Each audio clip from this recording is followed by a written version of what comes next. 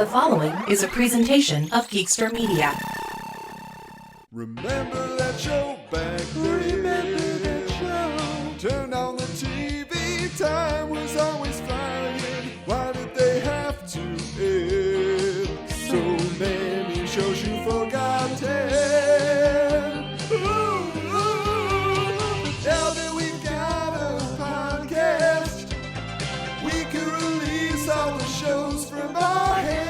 Yeah, will you be?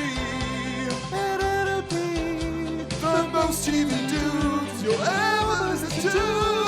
As long as we keep on talking sitcoms and cartoons from back in the day. Okay, we confess, we obsessed, but we got a podcast to help you remember that show.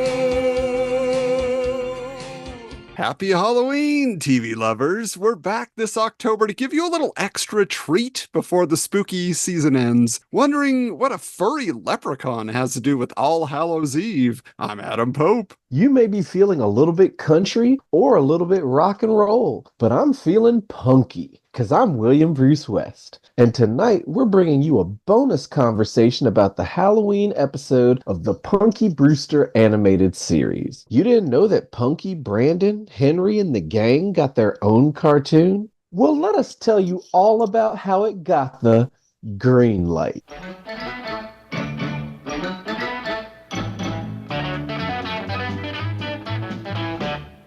Now, the idea of transporting live-action sitcom stars into the world of animation was nothing new by 1985. In the 70s, the Brady Kids had their own cartoon series, while their singing counterparts, the Partridge Family, were rocketing into the future in the year 2200, while the Skipper led his group of castaways to space on Gilligan's Planet.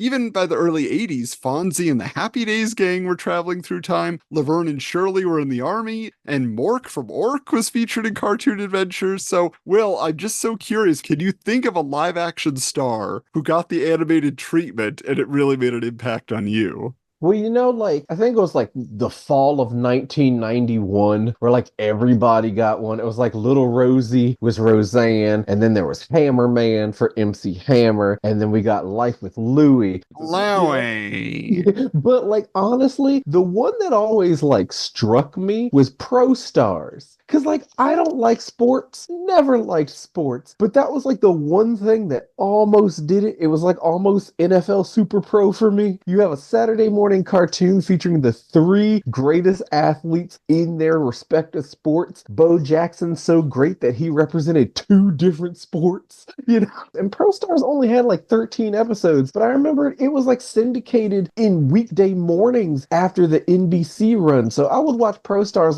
getting ready for school. For me, it was Pro Stars. How about you? Oh man, this is why we do the show together, Will, because that was 100% my justification for why Pro Stars was the one that stuck out to me as well, because it was just they're finally superheroes. I can care about these people that everybody else loves because they're great athletes, and I don't appreciate that. But I do want to say the other one from that era that I thought was going to end up on your list was Macaulay Culkin and Wish Kid. That was kind of the other side. Even me at that age, I could tell the only thing they have going here is Macaulay Culkin's name, because a magic baseball mitt with no purpose, it's just a very thin premise.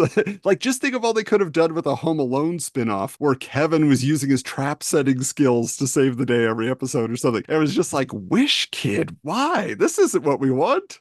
Wish Kid always felt like it was a spinoff of a movie I had never heard of. It had that Saturday morning spin-off quality, whereas was he in something called Wishmaster? Who was in that movie? Because I honestly thought it was in some universe, but it just never appealed to me. I watched it. I probably watched all of them, but like you said, the only thing it had going for it was Macaulay Culkin, I would love to have seen Macaulay Culkin in the Wishmaster series, because that is a real series of horror films about a genie that tricks people into making wishes that hurt them, but he was in the Page Master. That's probably what you're thinking of.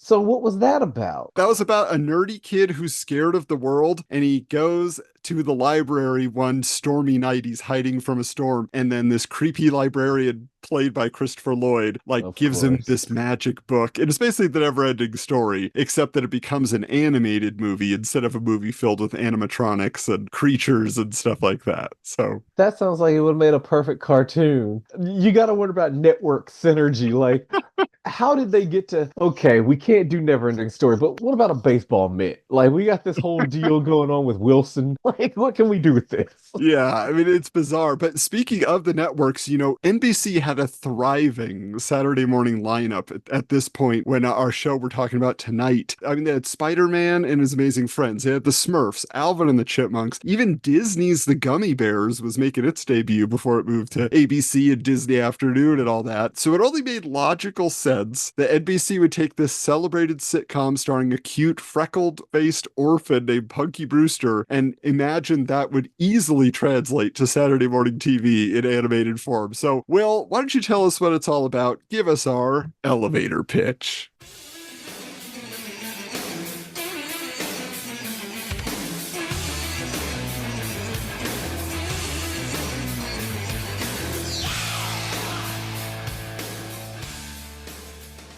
Well, Punky Brewster, or Punky, or It's Punky Brewster, depending on when you were tuning into the show, premiered as part of the fall 1985 Saturday morning lineup and ran for 2 seasons, totaling 26 episodes. Each 30-minute episode was split into 2 separate stories produced by the Ruby Spears Animation Studio, who were responsible for the Mr. T cartoon, the Plastic Man comedy adventure show, Thundar the Barbarian, and more. All the actors from the live-action series voiced their animated counterparts, but there was one addition to the cast who really shook things up.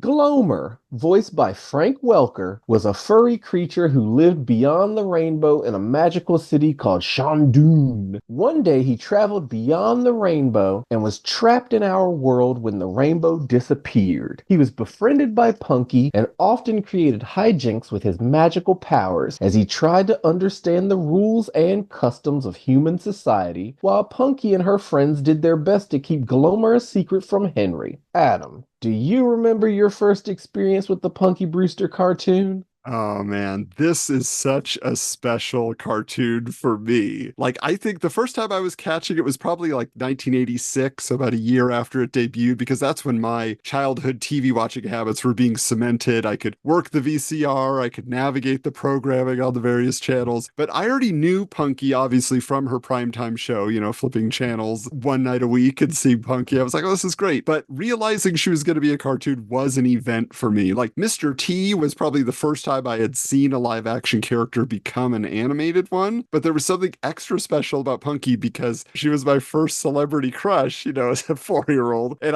like my mom loves the story. I dialed the operator at one point and asked to be connected to Punky Brewster's house. I never tried to track down Mr. T, so you see where my loyalties were here.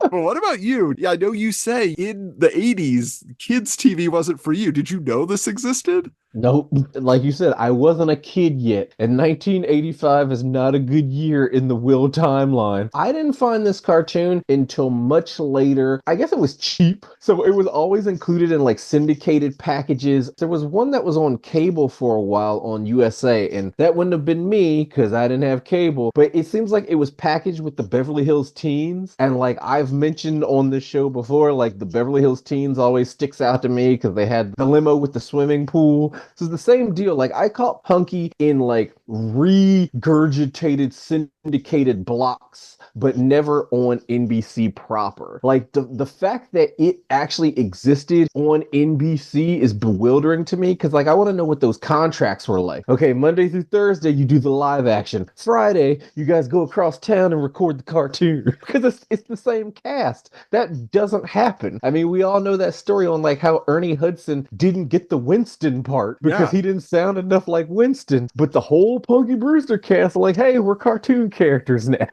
Yeah, to me, like that's an amazing thing about the show that they were able to coordinate that in any way. But I say now it's time that we tell everybody about this particular episode. Usually we're covering a whole series, but this time we're just going to talk about this thing called Halloween Howlers. We're going to find out if it's a trick or treat.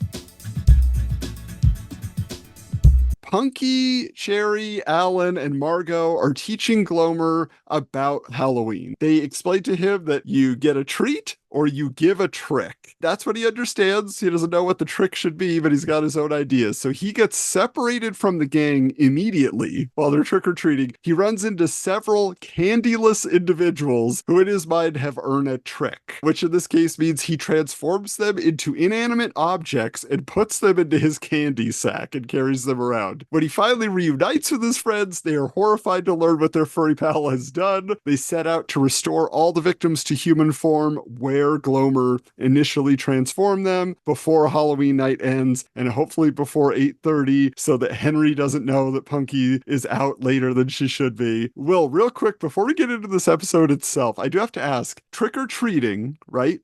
Was the trick part of Halloween ever emphasized in your area? No. That's one of those things where like you grew up and in hindsight, you're like, oh, that's how it worked. It's like, otherwise it's just something you said. They come to the door, either your parents make you say it, or the people in the door, if they're those parents, are like, so what do you say? Trick or treat. And then they throw it in there. Because like, honestly, I don't even think about it as trick or treat. It's trick or treat. It's one word. It's like a Native American word that means give me Mars Corporation candy into this bag. So it's like trick or treat. And that was it. Like, I didn't know it was a transactional situation where you give me candy or you're getting egged, like that kind of deal. Yeah, that's the thing that I feel like that is isolated only to New Jersey or something, because you always hear about Devil's Night or whatever in New Jersey and all this stuff. And I'm like, they took it really seriously there. Yeah. And yeah, in California, it was 100% just you're out for candy. It's a marathon run. You never think about, egging somebody's house or, like we would toilet paper people's houses, but it was not a seasonal activity. It was just for fun to mess with your friend's house and then his parents would get mad at you. But there was no tricking on Halloween at all. And you think about it now, you're like, toilet paper in this economy? Well, and so I'm wondering, for the people who wrote this episode, how important that tricking element was to them. Because this isn't a nostalgic favorite for you, what was your first impression as you're watching this cartoon? This was horrible. This was so bad. And Adam, I watched this like 10 times because it's that short. And I was at work and I was like, did I miss something? The file I found, it was like 2 different parts. So I'm like, should there have been a third part? Like, it's so disjointed. Trying to understand the world of the Punky Brewster cartoon is strange because it's really the Glomer show. Yeah. And I mean, this is that era when like Frank Welker is just raking it in. Because I've told you before, I think he was getting jobs based on Slimer. Like he would go in and they say, we want a 7 on the Slimer scale. And he's like, I gotcha. Glomer is just Slimer. He floats around, only he's like a fat gerbil with like a beard, but somehow that's a leprechaun. Like, I know know he's supposed to be a leprechaun. It doesn't make any sense. He doesn't but also like, he's a secret to everyone, mainly Henry, because we don't need him going, Punky. The neighborhood kids know who he is because he runs into a group of kids and they're like, oh, hey, Glomer. And he's flying. But like, they still act like they don't know something's up with him. They're just like, wow, that's some costume. So they think him flying is part of the costume. So everyone knows Glomer. It's when a concept gets taken too far. Now, we've talked before on how like Punky Brewster gets remembered sort of fondly because of like the refrigerator episode and all that, but it's really emotion porn. Like it was a downer every week, but it reminds me of like Alf. When Alf got a cartoon, it wasn't enough for them to give him one cartoon. Like there's Alf, which was like Alf's adventures with Rhonda and his friends back before Melmac exploded. But then they went one further and gave us Alf Tales, which was like Alf and his friends reenacting public domain fairy tales. And that was a bridge too far for me. And it's the same here. If you want to have some Glomer adventures, that's fine. But this is the Glomer show who happens to interact with Punky and her friends. This is going to sound really weird because it's a cartoon, but there's not really even any chemistry between any of what's going on here. Like the theme song, which is awesome, by the way. Yeah. Like, I'll tell you, like the Punky Brewster franchise has delivered 2 top-tier theme songs. Yes.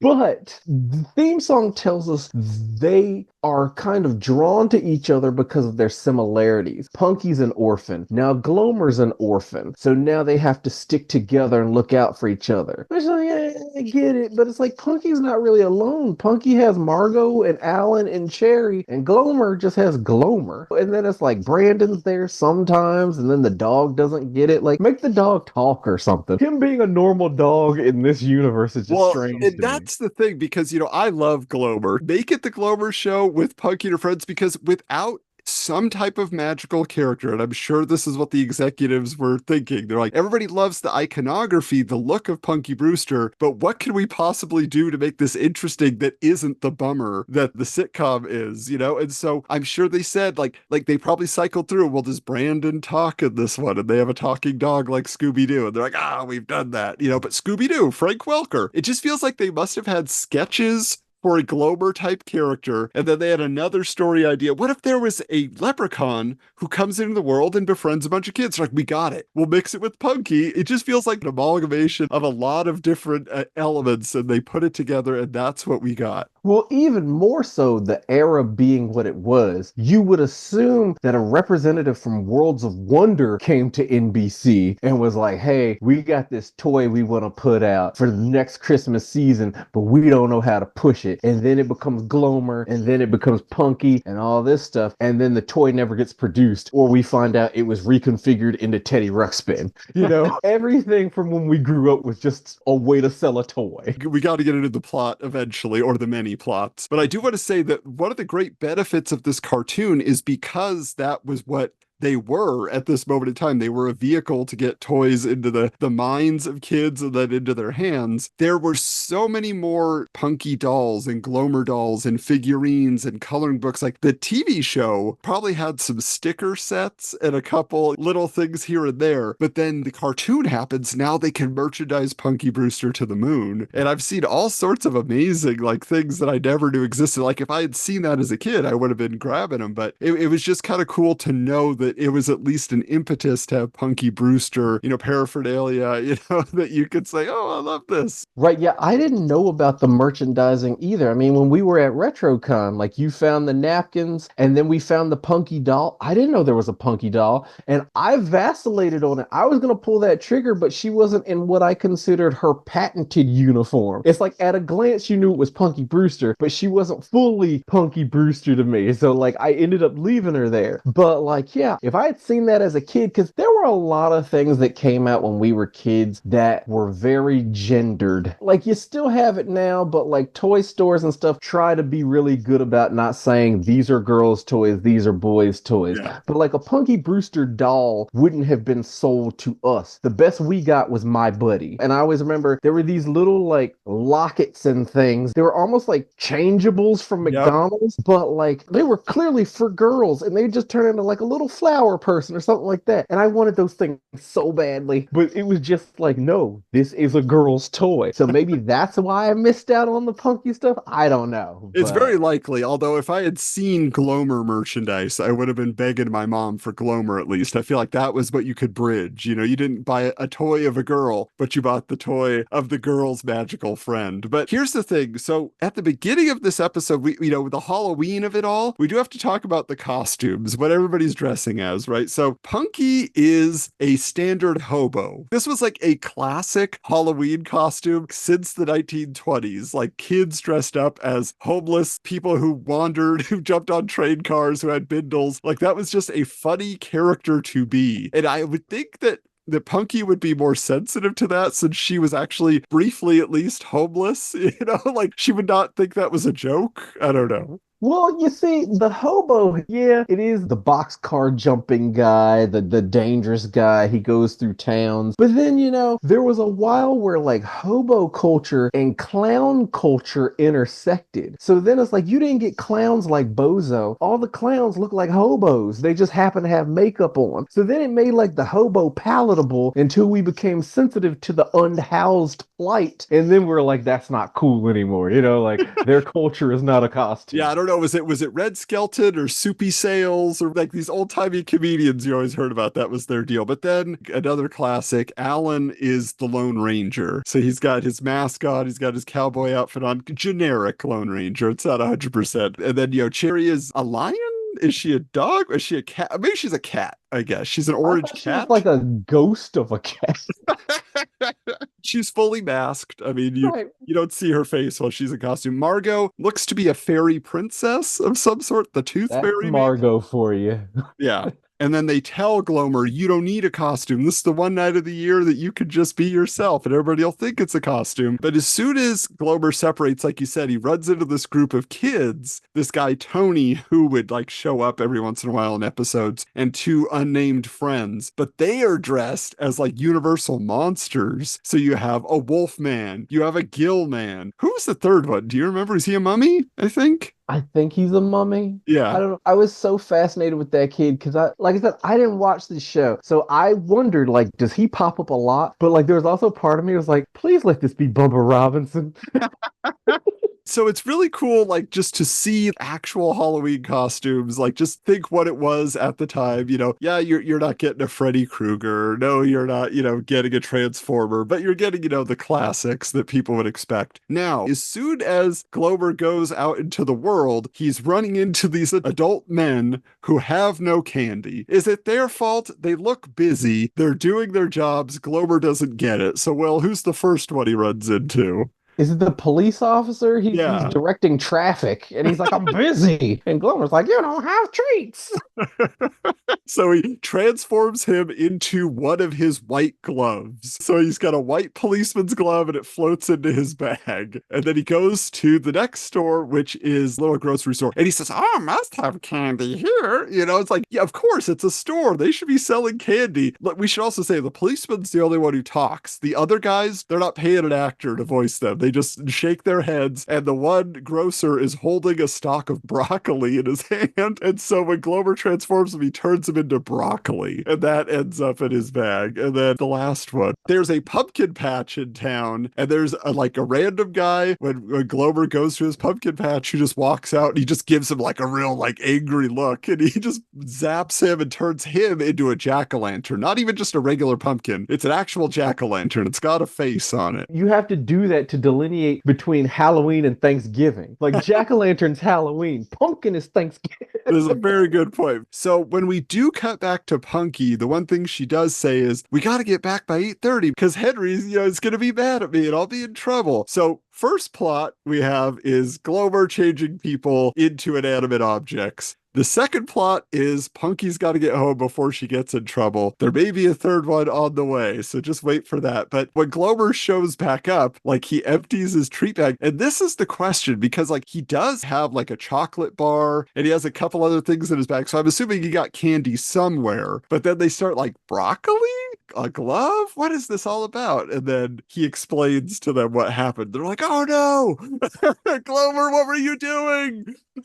As a premise, what do you think of a magical creature who doesn't understand the world just choosing to turn people into objects? Again, it's good as like a one-off, and Halloween gives him an excuse, but there's 26 of these things.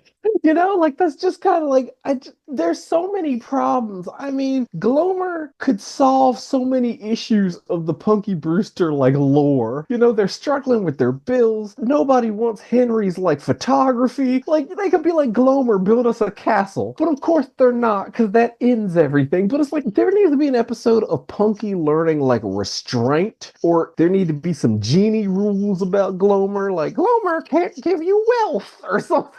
So I was on the Advent Calendar House podcast with our buddy Mike Westfall, and he had me talking about it. And the episode we were watching was Christmas, and when Glomer gets tired, then he can't use his powers anymore. So that is a limitation that comes up when needed. I have seen that one. Yeah. So there's that. But like the other part, I think the reason I like this as well is it ties into another childhood favorite, which is I love Return to Oz, the Wizard of Oz sequel that's super creepy from the 80s that Disney made with Mombi and the Wheelers. And it's a real wild movie. You're giving me a blank face, Will, so I'm assuming you've never seen this. Never seen it. I'm a bad American. I don't like the Wizard of Oz. But yeah, I know of his existence, but yeah, I've never seen that. But the climax of the story is that this gnome king, who is the guy, he has transformed everybody into objects, like all of Dorothy's friends, so the Cowardly Lion and the Scarecrow and everybody, and she has to go through this room full of green objects, emerald objects, and choose the right one that transforms back into her friend. And if she chooses wrong, then the gnome king gets more power and all this stuff happens. So that's what this reminds me of, these objects that are actually people that have to be brought back to life and all of that. That's also Beauty and the Beast, right? Oh yeah. Except that they don't talk. They're literally just a vase or, a cup, like they have no faces on them. It's not Angela Lansbury in there. But yeah, so then from that point, once they realize they got to go back, they just go back. They go to the middle of the street and Glomer turns the glove back into a cop. They go to the store, they turn him back. But when they do, there's somebody shopping in the store and like the broccoli ends up in their cart. And then he wakes up in the cart and he's like, oh. But then they have to go to the pumpkin patch, which the kids say, you're not going to make us go there, are you, Punky? It's next to a graveyard, and on Halloween, they specifically say, you're not going to make us go there on Halloween. It's like, that's the best time to go to a graveyard. If there was a pumpkin patch next to a graveyard, it would get all my business every year. As long as it's a real graveyard, and like I don't need them like shipping in graveyard like a Spirit Halloween scenario. Yeah. Before they get back to the graveyard, I forgot, to the pumpkin patch, they do have to go up to Punky's apartment. Because they had to get in by curfew.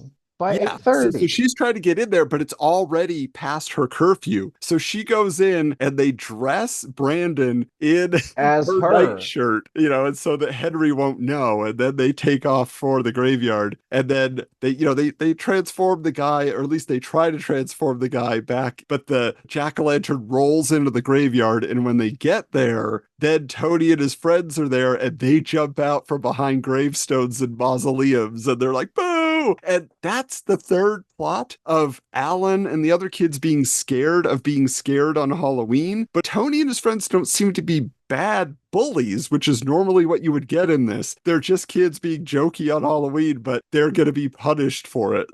Right. They finally transformed the pumpkin patch owner back into a human. Glomer made a scarecrow come to life and scare Tony and his friends away, in their monster costumes. Then Henry comes in and catches Brandon in Punky's sweater, and he does his whole like, Punky! And she's like, well, it is Halloween. Yeah. Like to explain why he's in clothes, even though like that's weird because back then they're like, why is this dog wearing clothes? We're like, today they'd be like, yeah, well, it's his shade. Those are his colors. He looks so great. Yeah. And that's the end of the story. It's very reminiscent of the Beetlejuice movie that just came out. Too many plot lines and none of them are really like focused on. It's just like this, then this, then this, It's just like, I thought you're going to be like, not enough Jeffrey Jones. Too much Jeffrey Jones, Will. I can tell you haven't seen it yet. Oh, I've read about it. But yeah, so it felt very Halloween-y to me. I liked that it wasn't just, there's some cartoons that would be like a generic episode, but like at the very beginning, they'll have a Happy Halloween banner, or at the very end, the kids, like there's one segment where they take their jack-o'-lanterns and put them on the porch, but the rest of the episode is unrelated. And I like that this one is very Halloween-centric. It's very trick-or-treat. It's got all the iconography that you would want. What do you think? It definitely commits. I've gotten used to it now, but I had a real issue with depleting attention spans of kids where like all cartoons now are this format. Like it's 11 to 13 minute episodes packaged in couplets. That's why all these things have like 127 episodes like Teen Titans Go. But it's like, in this era, you would have had your 22-minute cartoon. As we've discussed here, I don't think they'd figured out the rhythm of that model at this time, which is why so much of it just isn't memorable, or it feels rushed, or it feels like there's no fat there, but they didn't do enough with the time they had that was allotted to them. Like, if they were to remake this now, I think it would be better because, again, they know the rhythm of that runtime better. And that's kind of what threw me off. Because, like I said, I watched it in two different parts. The first part was like 6 minutes, and the second part, no, I think the first part was like five something, and then the second part was longer at like six something. So we're coming in at 11, but it was so disjointed watching it that way, where like I really felt like things were missing. But it's like, how much could have really been put in there for like 11 to 13 minutes? So like I would have liked a full special, something they could have put on prime time like Garfield used to get. Like, kids today don't realize there used to be a Garfield special for everything. It's like Garfield celebrates Arbor Day, but like they just don't do it anymore. But they could have done that here. But you can't do that when like half your episode is Halloween and the other half is like Glomer goes to the farm. Like, Although I do have to say one more big Halloween thing that this episode of Punky Brewster managed to predict, and I don't know if it influenced or not, but Will, are you familiar with the film Hocus Pocus? You said you're a bad American. Have you watched that? Look at that face.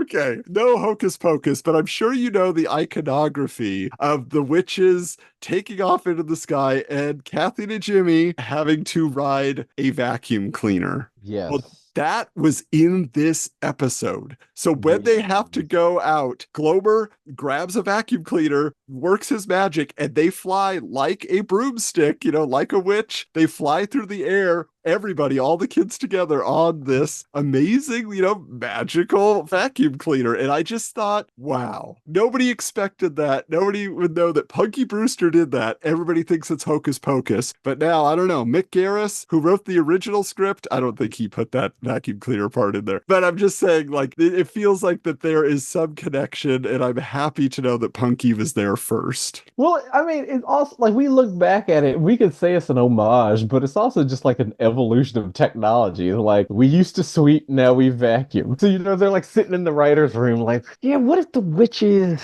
What's better than a broom? Well, there's a vacuum. I got this new Hoover for my mother-in-law. That's it. Like.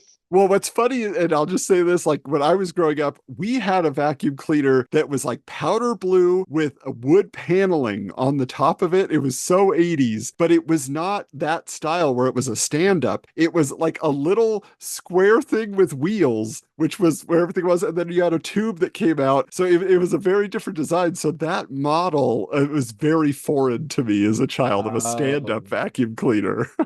See, I grew up in a house where I've always said we went to estate sales all the time, but one thing we always looked for were vacuum cleaners because my mom insisted that they didn't make them like they used to. So like we constantly were getting upright vacuums from these sales that were just like this one. We did have we still have the one with the wheels and the hose and all that only comes out for special occasions. but we had a ton of all these like defunct companies putting out these upright vacuum cleaners. Oh, all the challengers to Hoover's throne. Oh yeah, or the Dirt Devil. Well, that does it for this episode, our little treat that we're dropping to you before the great night hits. But we do have one more little treat as well to share with you before we go, and that is the introduction of a new special episode format that we're starting in November. We're calling it Channel Surfing, which allows us to travel outside the forgotten, obscure 80s and 90s TV show world of our main episodes and into the streaming era and other specialized topics. We're still keeping our connection to the past. In this case, we're going to be discussing the 2021 Peacock sequel series, Punky Brewster, and exploring the legacy of Punky Brewster from 1984, which is far from obscure, but also the show's 1987 journey into syndication, which is lesser known. So we hope you'll join us next time for this new adventure. That's right, you can look forward to our next episode having plenty of punky power, but until then, we're changing the channel.